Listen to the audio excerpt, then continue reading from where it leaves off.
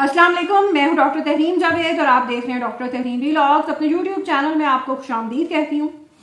बात करेंगे साबिक सदर आरिफ अलवी के पाकिस्तान तहरीक इंसाफ के लिए बयानात के हवाले से। मुल्कगीर एहतजाज किया गया पाकिस्तान तहरीक इंसाफ की तरफ से बरोज़ इतवार, उसके बारे में थोड़ी सी बात करेंगे। क्या अपडेट्स हैं उसके हवाले से, किन किन को लोगों को गिरफ्तार किया गया है उसके हवाले से थोड़ी सी बात करेंगे। और सबसे पहले चलते हैं ऐवान सदर, जहां साबिक सदर आरिफ अलवी साहब ने एक दिन भी इंतजार नहीं किया और साथ ही प्रेस कॉन्फ्रेंस खड़का दी और ये बताने की कोशिश की कि कल भी पाकिस्तान तहरीक इंसाफ के साथ थे और आज भी उसी के साथ हैं। और ये भी उन्हें याद आ गया कि आइन कानून जमहूरियत की हुक्मरानी किसी मुल्क में किस कदर जरूरी होती है। ये और बात है कि पीटीवी हमला केस में जब ये मफरूर मुलजिम थे, इश्तहारी थे, तब उन्होंने अपने बतौर सदर अपने आईनी ओहदे का हल्फ उठाया था और ये सब बातें उनको याद नहीं थी कि एक मुंतखब हुकूमत के खिलाफ एहतजाज करने में और इंतशार फैलाने में किस हद तक जा चुके थे। लेकिन ये मुल्क पाकिस्तान है, यहाँ कुछ भी हो सकता है, यहाँ कुछ भी करके निकल सकते हैं और कुछ ना करके भी फंस सकते हैं। इसी तरह की एक और मिसाल ऐवान सदर में और आपको देते हैं। मेमो गेट केस में ना सिर्फ इफ्तिखार चौधरी बल्कि मौजूदा चीफ जस्टिस काजी फायज ईसा साहब ने मौजूदा सदर आसिफ अली जरदारी को गद्दार करार देने की कोशिश की थी और साबित करने की यह कोशिश की थी कि बहुत ज्यादा पाकिस्तान के साथ गद्दारी की मुर्तकब हुई है, ना सिर्फ ये पार्टी बल्कि आसिफ अली जरदारी। लेकिन आज बतौर चीफ जस्टिस ऑफ पाकिस्तान उन्हें इसका हल्फ लेना पड़ा है। साबिक सदर और मौजूदा सदर आसिफ अली जरदारी से उन्होंने ओहदे का हल्फ लिया है। तो पाकिस्तान में कुछ भी हो सकता है, पाकिस्तान में आप कुछ भी कह सकते हैं और कुछ आपको, चूंकि इस मुल्क में ना तो कोई डेफेमेशन का कानून है, ना तो किसी को हरासा करने के ऊपर कोई कार्रवाई की जाती है, इसलिए आप कुछ भी करके निकल सकते हैं, कोई मसला नहीं है। और अगर आप एक ओवरसीज पाकिस्तानी है फिर तो सत्य ही खैर है।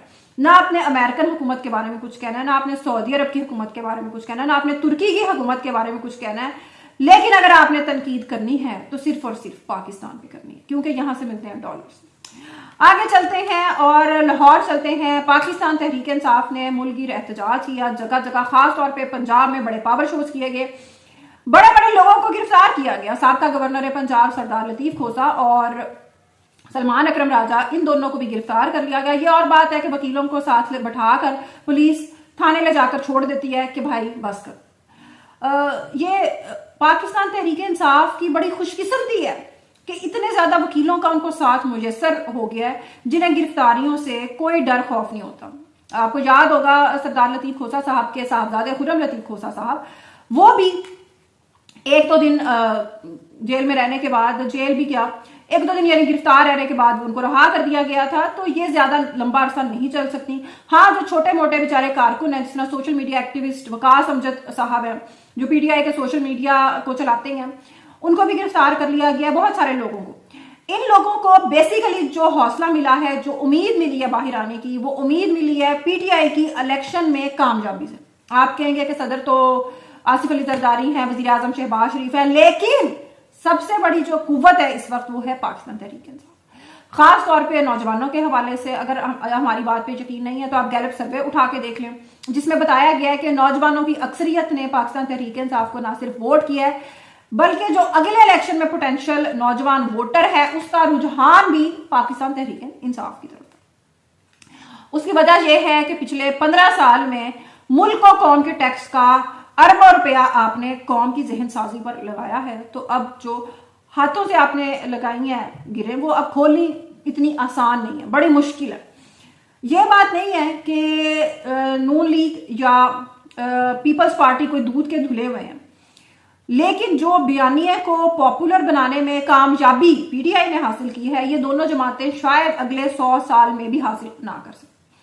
क्योंकि जितना भी नौजवान वोटर है, वो खास तौर पे मैं पंजाब की बार बार बात करती हूँ, पंजाब और पख्तूनख्वा का स्पेशली जो नौजवान वोटर है वो बिल्कुल जा चुका है पीटीआई और उसका वापस आना बड़ा मुश्किल है, बड़ा मुश्किल है। इसके अलावा शेर अफजल मरवत साहब के हवाले से हमने बात की थी। शेर अफजल मरवत साहब की जी कत्ल की पैसे दे दिए हैं, सफारी दे दी है मरियम नवाज साहिबा ने। ये उन्होंने खुद इस बात का खदशा जाहिर किया, हमें इसमें कोई शक नहीं है اور میں یہ سمجھتی ہوں کہ اس طرح کے کسی بھی الزام کی آپ کو جوڈیشل اس کی انکوائری ہونی چاہیے، خاص طور پہ ایک سٹنگ پارلیمنٹیرین کی ایسی بات پہ، اور اس چیز کو فلی انویسٹیگیٹ کرنا چاہیے. لیکن اس کے ساتھ ساتھ میں اس بات کی ضرورت بھی محسوس کرتی ہوں کہ اگر یہ بات غلط ہے، اگر اس بات میں سچائی نہ نکلے تو پھر الزام کسی بھی شخص پر منہ اٹھا کر لگا دینے پر بھی کارروائی ہونی چاہیے.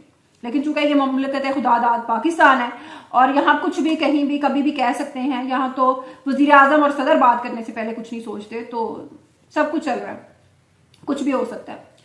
شیر افضل مربت کو رستے سے ہٹانے کی کوششیں، یہ ہمیں اس بات میں کہنے میں کوئی شبہ نہیں ہے کہ نہ صرف پاکستان کے اندر، پاکستان کے باہر، بلکہ پارٹی کے اندر بھی ان کے خلاف بہت زیادہ کہہ لیں کہ سازشیں کی جاتی ہیں. اور اس کی وجہ یہی ہے کہ ایک پاپولر چہرہ بن چکے ہیں پی ٹی آئی کا. ان سے پہلے آنے والے کئی دہائیوں سے پی ٹی آئی میں کام کرنے والے لوگوں کو اتنی زیادہ پریزنس اور اتنی زیادہ ان کی ریکگنیشن نہیں ہے جتنی شیر افضل مربت صاحب کی ہے. تو اٹ از کوائٹ انڈرسٹینڈیبل، لیکن اس کی انکوائری ضرور ہونی چاہیے. انشاءاللہ اگلے ولاگ میں ملیں گے. اللہ حافظ.